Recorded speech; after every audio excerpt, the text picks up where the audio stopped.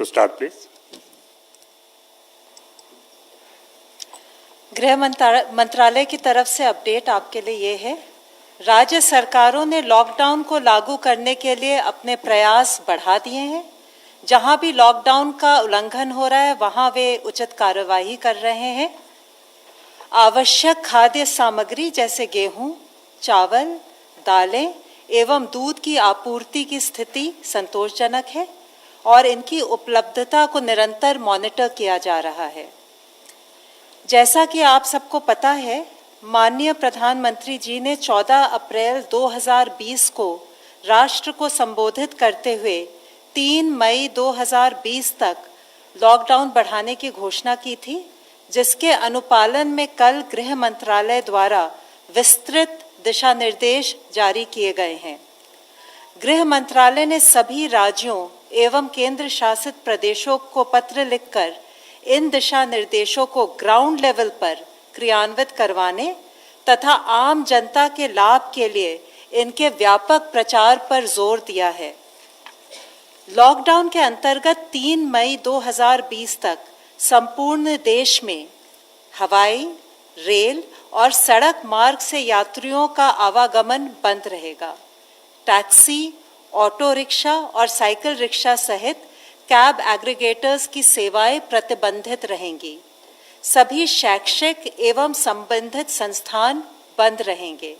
सभी cinema halls, malls, shopping complex, gymnasium, sports complex तथा इसी प्रकार के स्थान बंद रहेंगे। सभी सामाजिक, राजनीतिक, खेल, मनोरंजन, शैक्षणिक, सांस्कृतिक, धार्मिक समारोह और अन्य सभाओं के आयोजन पर रोक रहेगी। सभी धार्मिक स्थल, पूजा स्थल, धार्मिक समागम जनता के लिए बंद रहेंगे। जो क्षेत्र हॉटस्पॉट्स या कंटेनमेंट जोन नहीं है, वहां पर 20 अप्रैल से कुछ चुनिंदा गतिविधियों की अनुमति दी जा सकेगी, बशर्ते कि वहां पर मौजूदा दिशा निर्देशों एवं सोशल डिस्टेंसिंग का कड़ाई से अनुपालन किया जा रहा हो। इन चुनिंदा गतिविधियों को अनुमति देने का उद्देश्य यह सुनिश्चित करना है कि कृषि और संबंधित गतिविधियां पूर्ण रूप से कार्यात्मक रहें, ग्रामीण अर्थव्यवस्था अधिकतम दक्षता से कार्य करे इत्यादि। गृह मंत्रालय द्वारा विस्तृत दिशा निर्देश हमारी वेबसाइट पर उपलब्ध हैं।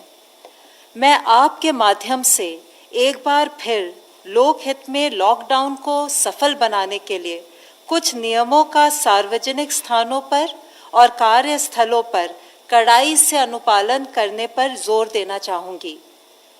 अनिवार्य रूप से सभी सार्वजनिक और कार्यस्थलों पर फेस मास्क पहना जाए, सोशल डिस्टेंसिंग का पालन किया जाए, 5 से अधिक लोग सार्वजनिक स्थानों पर एकत्र ना हों, सार्वजनिक स्थानों पर थूके नहीं, शराब, गुटखा, तंबाकू की बिक्री को सख्ती से प्रतिबंधित किया जाए, कार्यस्थलों पर टेम्परेचर स्क्रीनिंग की जाए और सैनिटाइजर्स का प्रयोग किया जाए।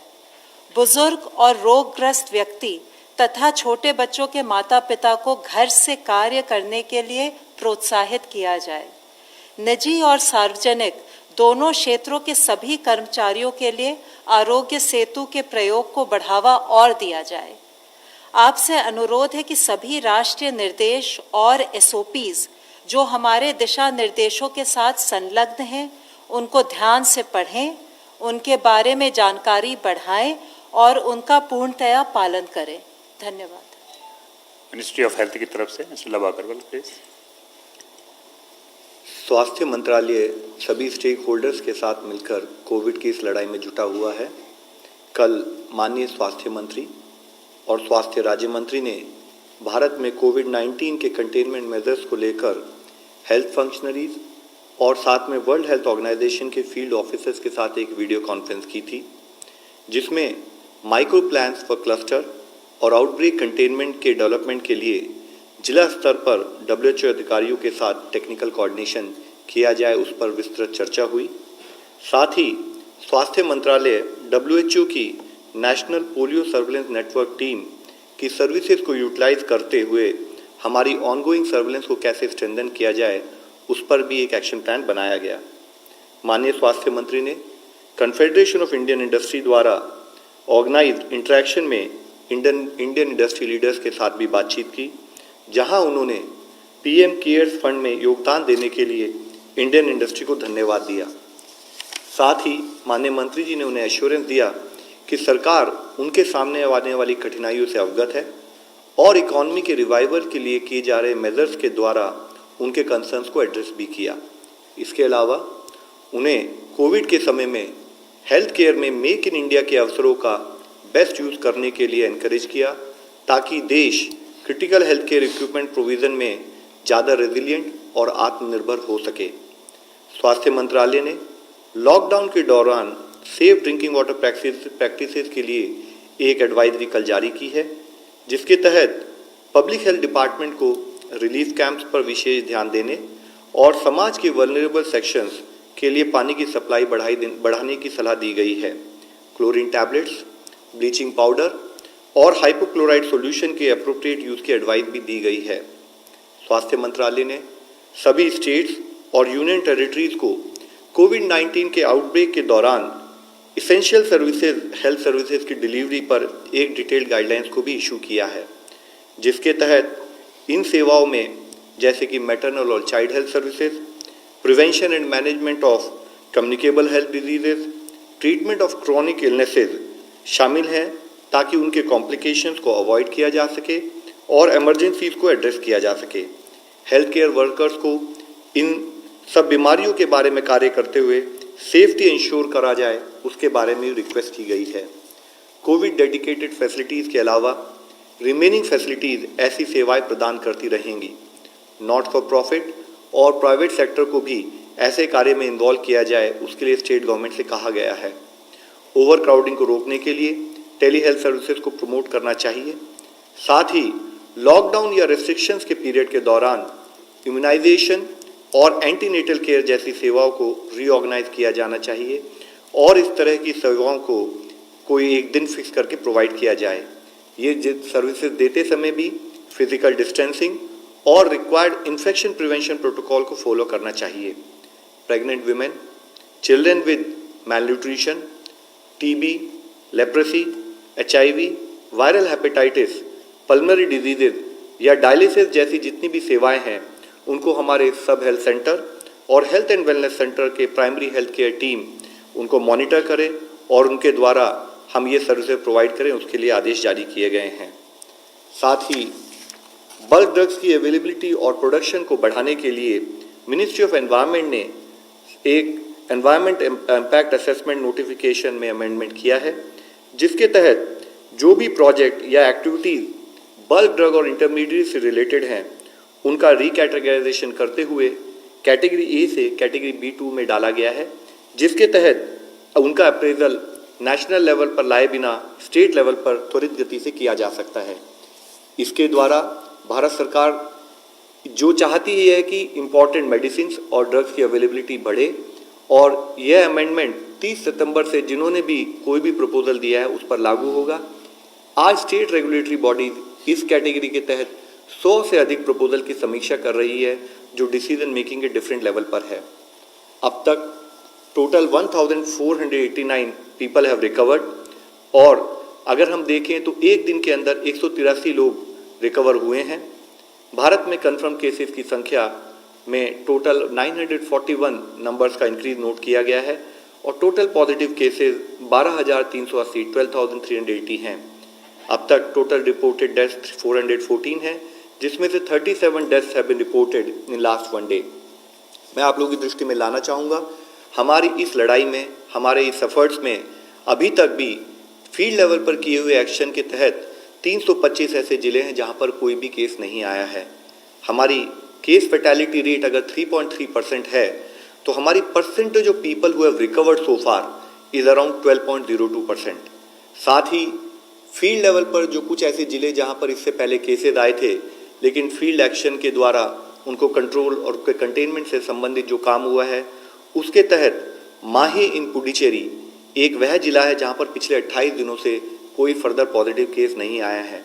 इसके साथ ही 27 ऐसे जिले हैं उन 18 उन 17 राज्यों में जहां पर पिछले 14 दिनों से कोई पॉजिटिव केस नहीं आया है, जिसमें है कि पटना बिहार से, नादिया वेस्ट बंगाल से, प्रतापगढ़ राजस्थान से, गिर सोमनाथ पोरबंदर गुजरात से, भद्राद्री कोथागुड़म तेलंगाना से, साउथ गोवा गोवा से, उत्तराखंड से Pauri Garhwal, Pilibhit in UP, Rajouri in Jammu Kashmir, west Imphal in Manipur, Bilaspur, Durg, Rajnandgaon Raipur में, छत्तीसगढ़ में, पुडुचेरी में जैसे मैं बता चुका हूँ माहे, ऐजवाल वेस्ट जो है मिजोरम में, देवनगिरी, कोडगु, तुमकुर, उडुपी और बेल्लारी कर्नाटका में, वायनाड, कोट्टयम केरला में, SBS नगर पंजाब में, हरियाणा में पानीपत और मध्य प्रदेश में शिवपुरी।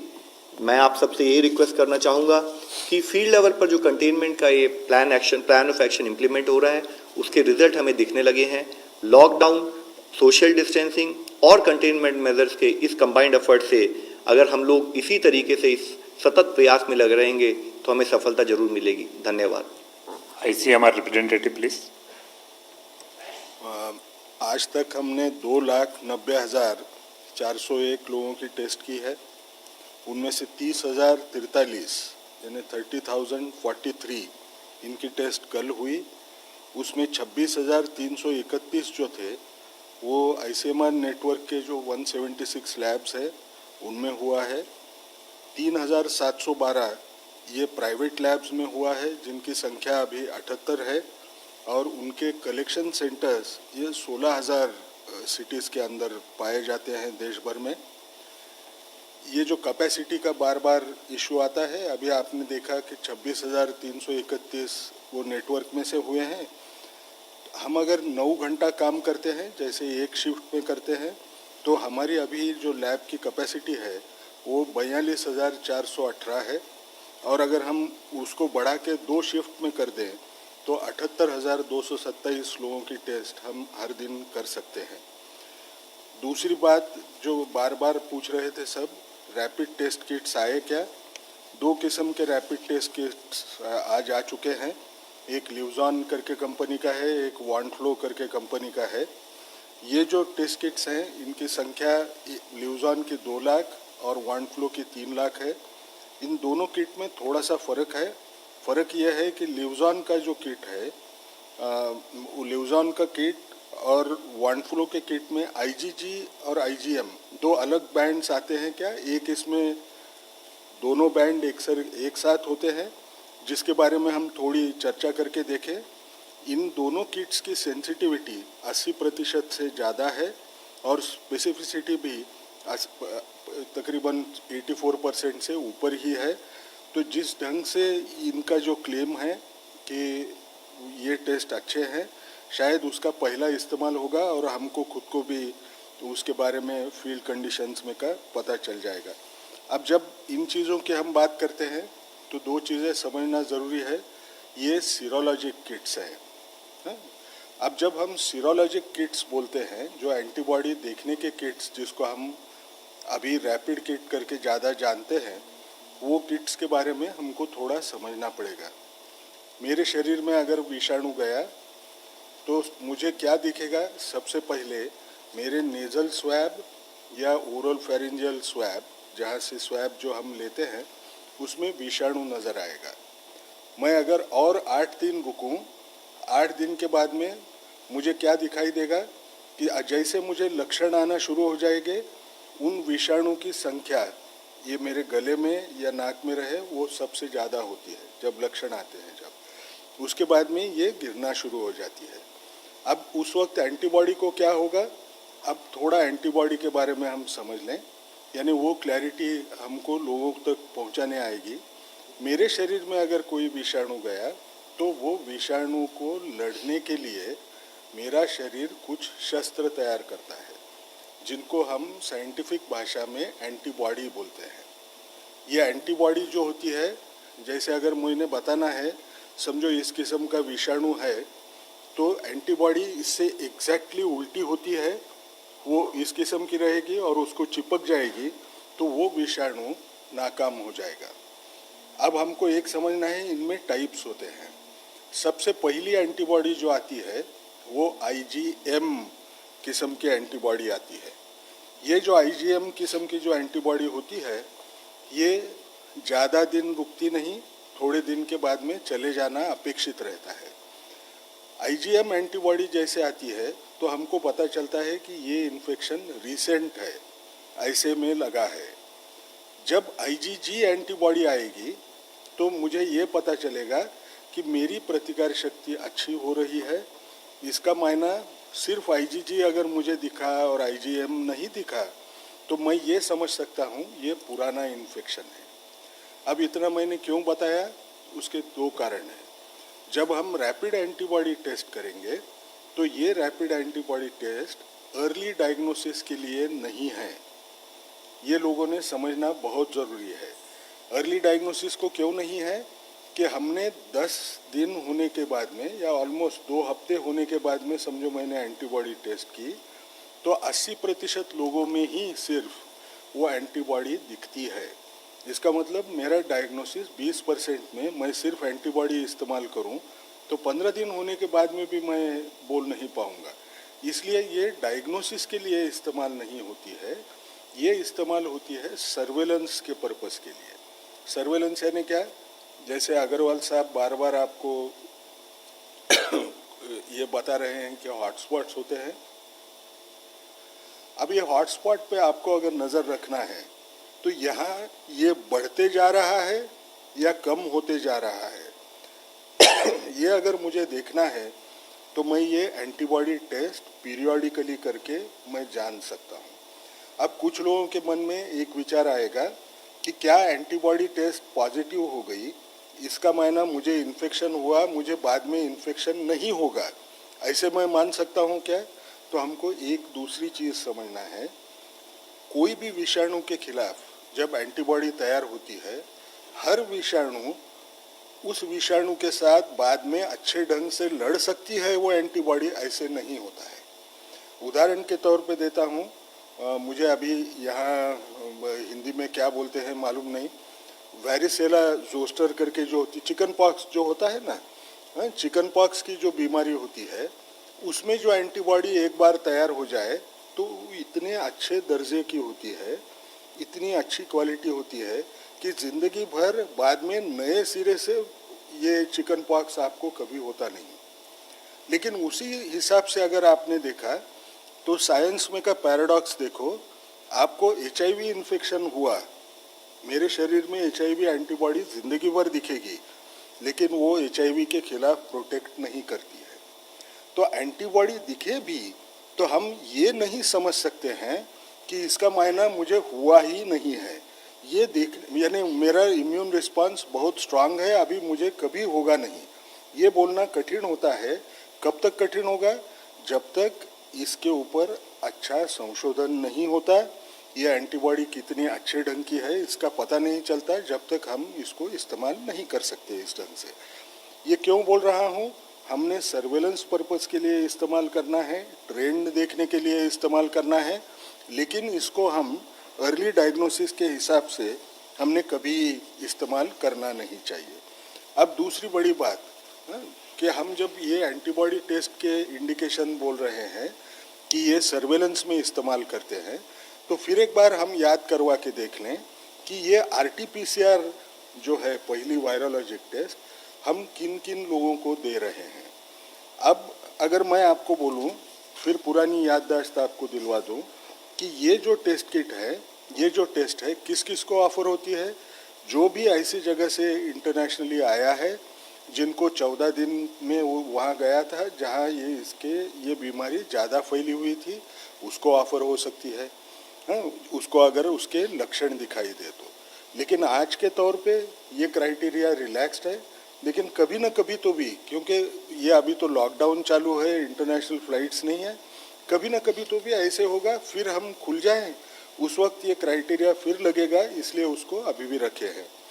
दूसरी बात हमको याद रखना है कि जो भी लैब कन्फर्म केस का कांटेक्ट है उसको अगर कोई लक्षण दिखे तो उसको हम ऑफर करते हैं। तीसरी बात, जो कोई हेल्थ केयर वर्कर होगा उसको अगर कोई लक्षण दिखे तो उसको भी ये टेस्ट ऑफर हम करते हैं। चौथी बात, जब हम हॉटस्पॉट में रहने वाले लोगों को देखें उनमें अगर आपको सारे जगह पे अगर हमने लोग देखे तो जहाँ भी हमको सारी की केस दिखती है सीवियर एक्यूट रेस्पिरेटरी इन्फेक्शन की, जो एक लक्षण हो सकता है, एक सिंड्रोम के वैसा एक कॉम्प्लेक्स होगा कि जिसमें ये कोविड-19 के केसेस होंगे, तो हम सारी के हर रुग्ण को, हर मरीज को हम ये टेस्ट ऑफर करते हैं। इसमें भी कोई कमी किसी किस्म की नहीं है। और आखिरी बात, जो भी एसिम्टोमेटिक है, हाई रिस्क केसेस हैं, उनके जो कॉन्टैक्ट्स हैं उनको हम 5वें दिन के बाद में या 14 दिन के बाद में हम ये टेस्ट भी ऑफर करते हैं। और सबसे बड़ी बात, ये जो नए हॉटस्पॉट करके क्लस्टर खुल रहे हैं, ये क्लस्टर के अंदर हॉटस्पॉट की लिस्ट शायद सर ने आपको दी होगी। वो लिस्ट में जो भी ज़िले हैं, उन ज़िलों में जिस किसी को इन्फ्लुएंजा लाइक इलनेस हो, यानी बुखार, खांसी और जुकाम, ऐसे कोई इलनेस अगर होगा तो उसको भी ये टेस्ट ऑफर की जाएगी। अब ये मैं क्यों बोल रहा हूँ, सबको बार बार ऐसे लगता है कि शायद हम कम लोगों को टेस्ट ऑफर कर रहे होंगे। इनको छोड़ के और कोई क्राइटेरिया और जगह पे इस्तेमाल नहीं होता है कि जिसको हम कम, यानी हमारे यहाँ नहीं है, बाहर कहीं कर रहे हैं, ऐसा कोई क्राइटेरिया नहीं है। एक चीज़ हमने एक करने की कोशिश की कि ये पूलिंग करके, सैंपल को पूल करके क्या हम लोग टेस्ट कर पाएंगे। तो हमने देखा कि RT-PCR ना, यानी जो मॉलिक्यूलर टेस्ट है, वो मॉलिक्यूलर टेस्ट का इस्तेमाल करके हम पूलिंग कर सकते हैं।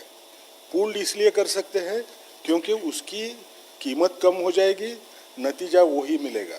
ये कहाँ कर सकते हैं, जहाँ जहाँ जो डिस्ट्रिक्ट्स में इन्फेक्शन नहीं है उस जगह पे आया है क्या, ये अगर देखना है तो जिन जिलों में 2% से कम सीरो पॉजिटिविटी रेट है, वहाँ 5 सैंपल का पूलिंग करके हम टेस्ट कर सकते हैं।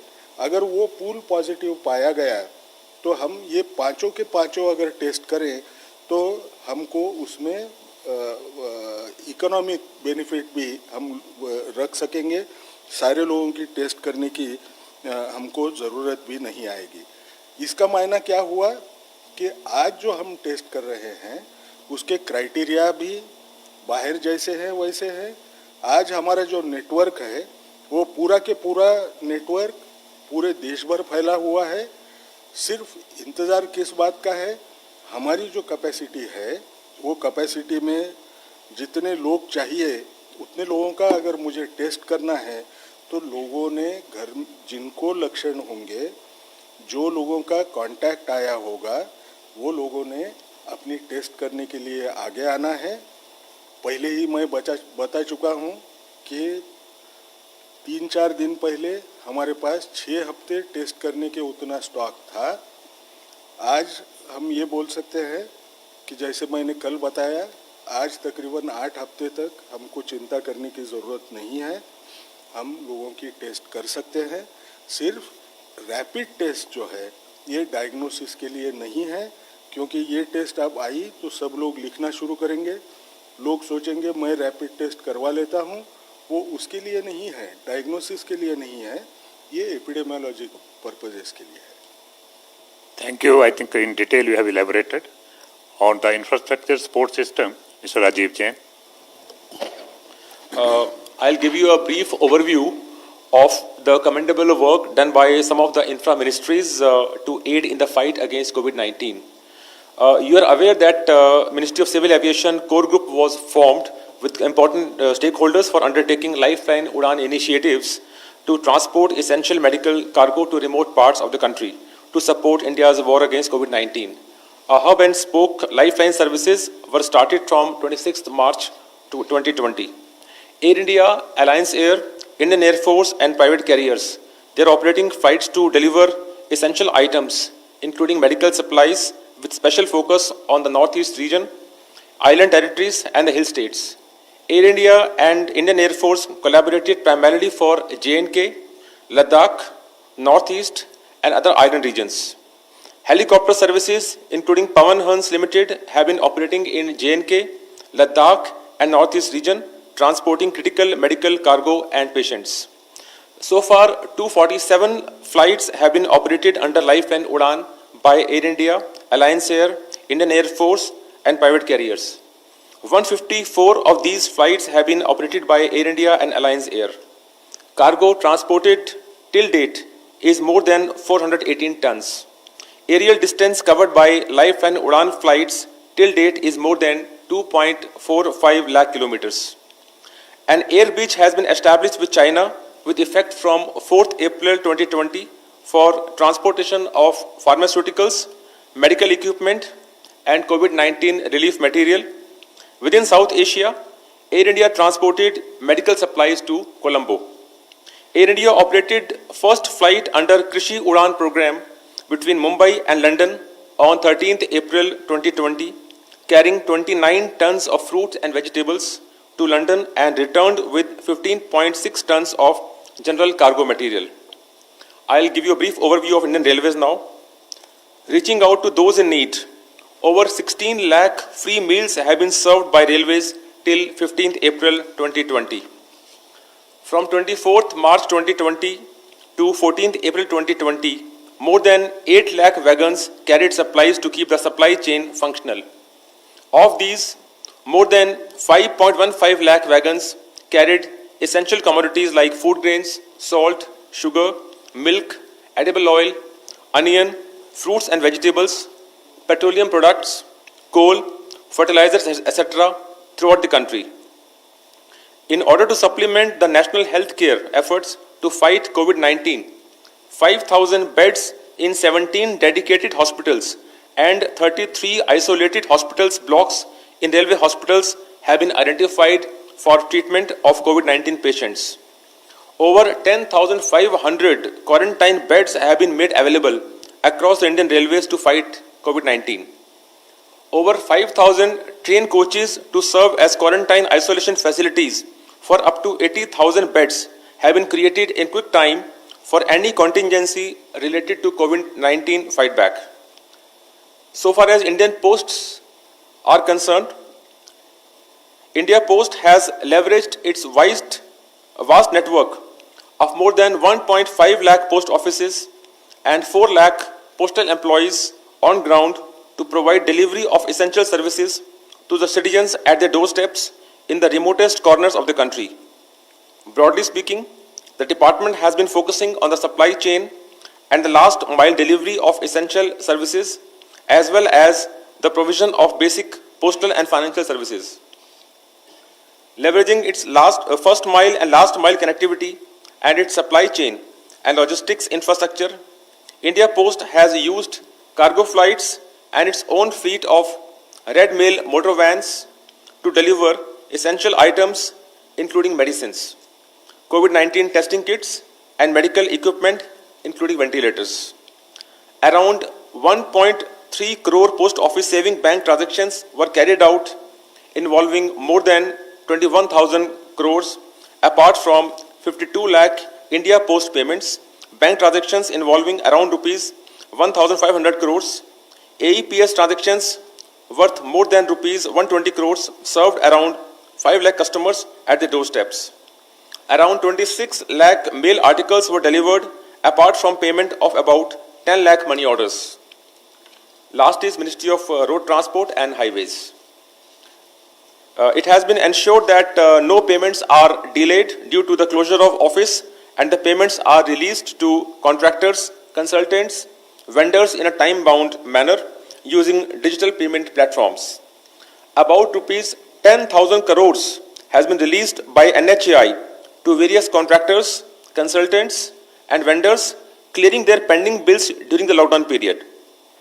States and UTs were advised to extend validity of fitness certificates, permits, driving license or other vehicles documents under the Motor Vehicles Act 1988 and Central Motor Vehicles 1989 up to 30th June 2020, whose extension of validity may not be granted due to lockdown period and which have expired since 1st Feb 2020 or would expire till 30th June 2020. Now, first online question. Is the center sending some special teams or task force to Maharashtra to help the local government and the municipal authorities? Sir already Maharashtra में और महाराष्ट्र के अलावा देश के विभिन्न parts में 11 राज्यों में हमारी सेंट्रल टीम गई हुई है। महाराष्ट्र के विषय में आते हैं तो इससे पहले ही ऑलरेडी हमारी एक सेंट्रल टीम पुणे, एक सेंट्रल टीम मुंबई में काम कर रही थी और एक एडिशनल टीम 2 दिन पहले हमने भेजी है, जिसके तहत भी हम स्टेट गवर्नमेंट से कोऑर्डिनेट करते हुए कंटेनमेंट प्लान को मॉनिटर कर रहे हैं। Ms. Palomi from India Today.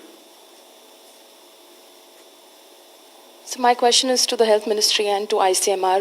Today, Congress leader Rahul Gandhi said that our testing rate is such that it is 199 per million per 10 lakh, which is about 350 persons a district. Now, would you say that's woefully low and we would need to ramp up testing?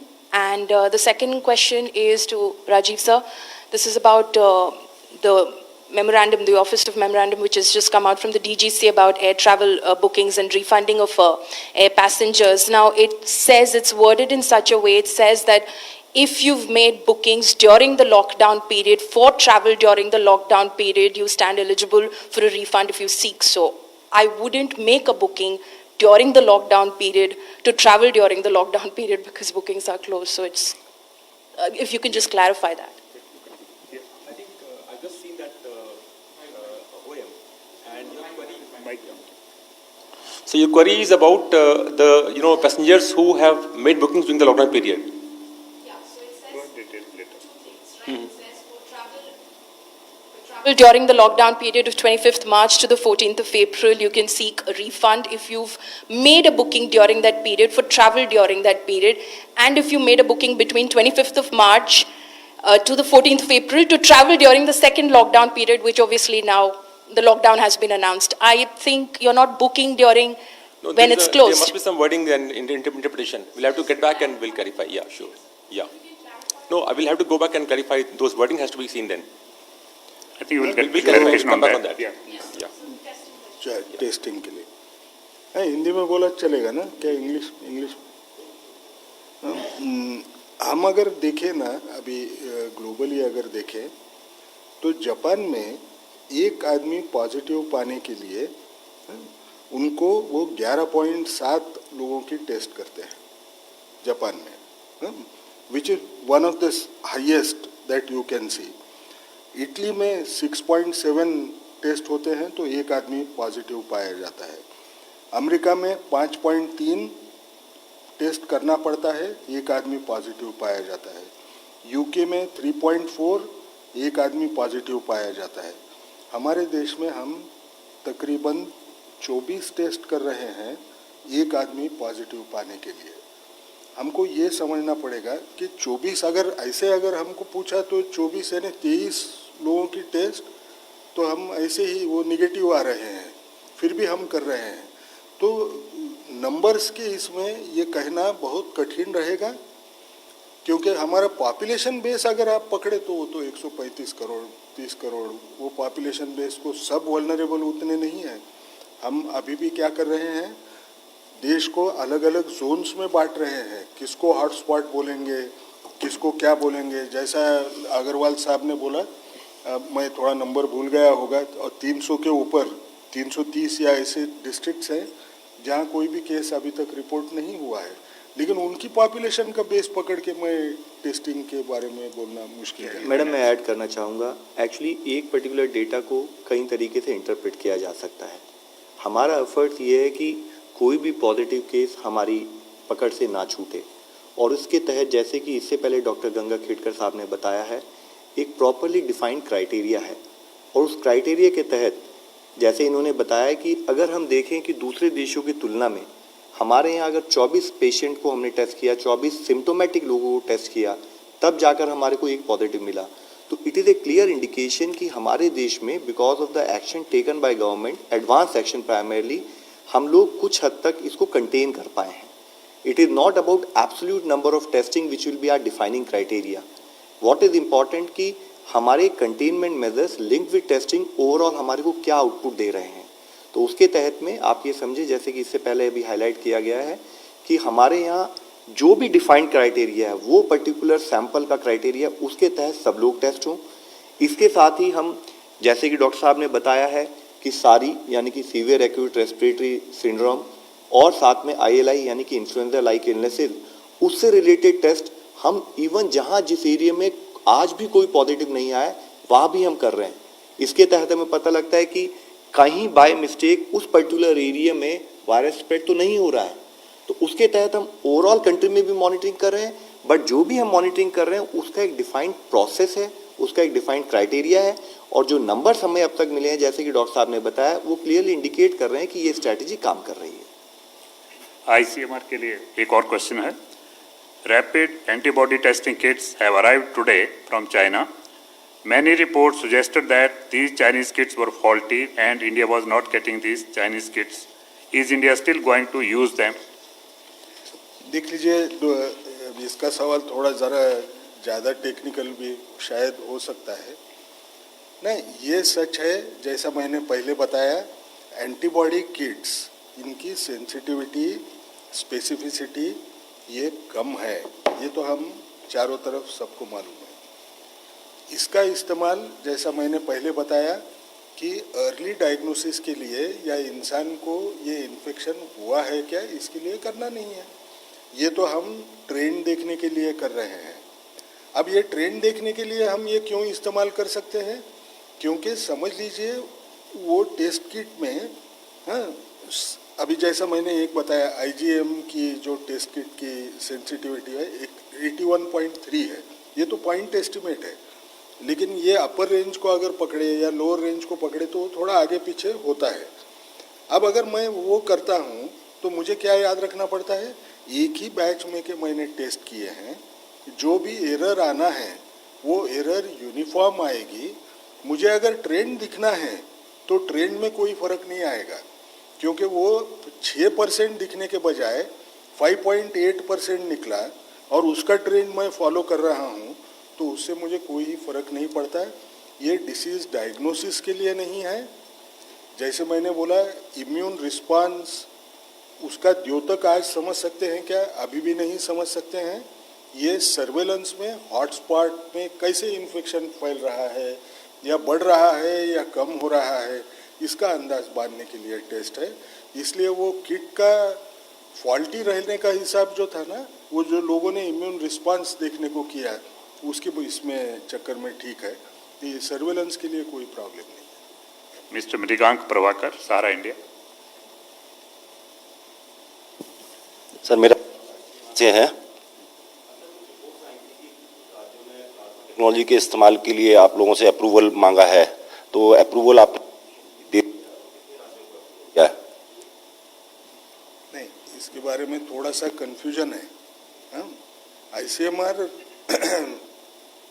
DCGI के वैसे approval देने वाली body नहीं है। हमारा एक protocol बनाए हैं, वो प्रोटोकॉल वेबसाइट पे लगाए हैं। जिन लोगों को हमारे प्रोटोकॉल के हिसाब से अगर रिसर्च करना है तो उनको हम साथ लेके इकट्ठा रिसर्च करेंगे।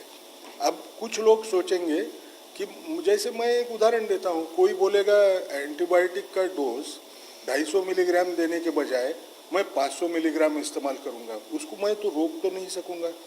हाँ, उसके रिसर्च प्रोटोकॉल में 500 से वर्क करता है ऐसे उसको लगता है। जिसको 500 की वजह से वैसे काम करना है वो अलग से प्रोटोकॉल DCGI से अप्रूव करवा ले, क्लिनिकल ट्रायल रजिस्ट्री में उसका नंबर दिलवा ले और वो आगे चले। हम अप्रूवल सब प्रोटोकॉल्स को हम देने का हमको कोई नैतिक अधिकार भी नहीं है, न कायदे से कोई हमको अधिकार है, वो तो DCGI के पास जाता है। Next online question. It has been widely said that summer and hot temperature will be counterproductive for the spread of coronavirus. Have new cases reduced? What has been the expiry observation on this? Doctor ये heat से related है, क्या बोल? Summer and heat related. हाँ, I will read it again. yes sir. It has been widely said that the summer and hot temperature will be counterproductive for the spread of coronavirus. Have new cases reduced? What has been the expiry observation on this? Temperature से ये नहीं related. सब season के ऊपर है। जी जी. ये फिर दोहराते हैं, हाँ, पहले बहुत बार इसका जवाब दे चुके हैं। ये बीमारी हमको 31 दिसंबर के बाद में चाइना ने अपने को बताया है कि ये बीमारी नई बीमारी आ चुकी है। आप सीजन्स देखें तो अभी समर सीजन उसने अभी तो बराबर देखा ही नहीं है। तो हमने वेदर की वजह से क्या इम्पैक्ट होता है इसके ऊपर मैंने अगर बताना शुरू कर दिया तो मेरे पास एविडेंस कुछ भी नहीं है।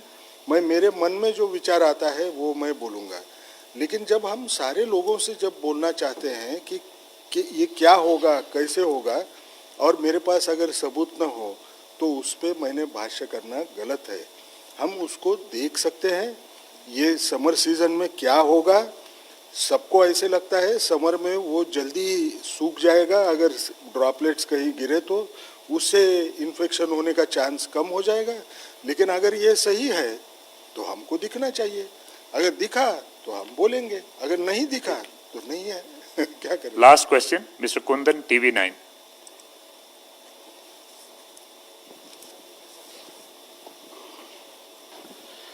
मेरा सवाल लव अग्रवाल सर से है।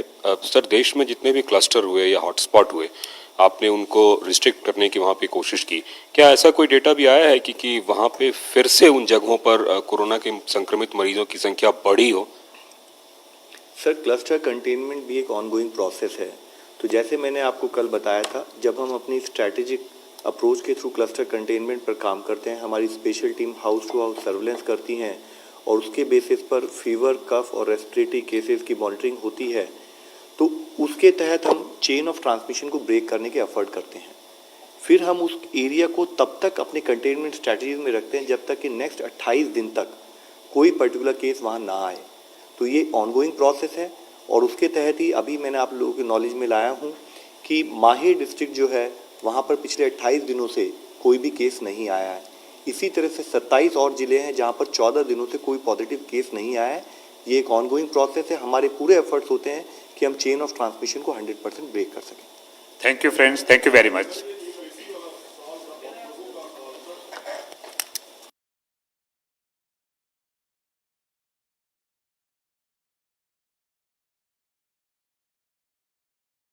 American population are these stimulus checks. And yesterday,